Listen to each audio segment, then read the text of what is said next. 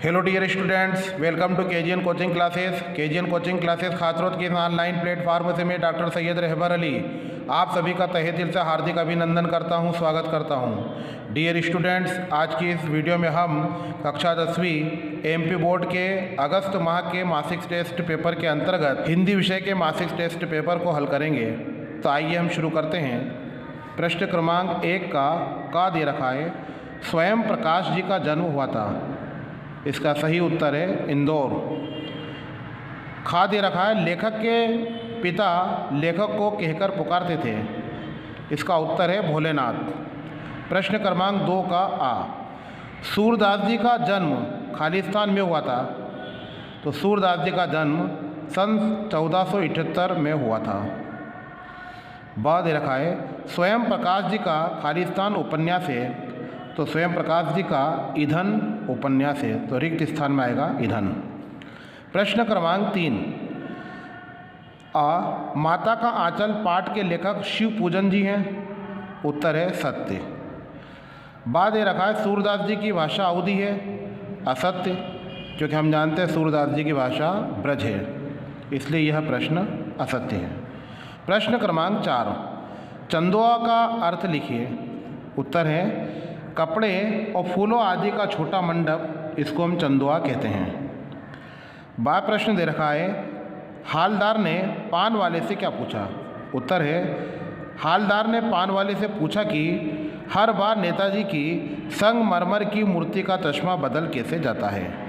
प्रश्न क्रमांक 5, आपके विचार से भोलेनाथ अपने साथियों को देखकर सिसकना क्यों भूल जाते हैं। उत्तर, चूँकि बच्चों को अपने साथियों के बीच भी सिसकने एवं रोने में हीनता का अनुभव होता है। यही कारण है कि भोलेनाथ अपने साथियों को देखकर सिसकना भूल जाते थे। प्रश्न क्रमांक 6, गोपियाँ क्या क्या सह रही थी और किसके बल पर सह रही थी। उत्तर है गोपियाँ श्री कृष्ण के वियोग में विरह को सह रही थी। उन्हें यह पूर्ण विश्वास था कि श्री कृष्ण एक न एक दिन ब्रिज वापस अवश्य आएंगे। प्रश्न क्रमांक 7, सेनानी ना होते हुए भी चश्मे वाले को लोग कैप्टन क्यों कहते थे। उत्तर है यह बात सही है कि चश्मे वाला कभी भी सेनानी नहीं रहा, किंतु चश्मे वाला एक देशभक्त नागरिक था। उसके हृदय में देश के वीर जवानों के प्रति बहुत ज़्यादा सम्मान था। वह अपनी तरफ से एक चश्मा नेताजी की मूर्ति पर अवश्य लगाता था। यही कारण है कि उसकी इस भावना को देखकर लोग उसे कैप्टन कहते थे। प्रश्न क्रमांक 8, स्वयं प्रकाश जी की 2 रचनाएं भाषा शैली एवं साहित्य में स्थान लिखिए। उत्तर, 2 रचनाएं हैं इनकी, सूरज कब निकलेगा और आएंगे अच्छे दिन भी।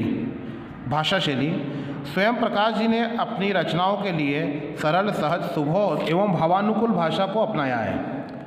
आपने ज़्यादातर लोक प्रचलित खड़ी बोली में अपनी रचनाएं की है।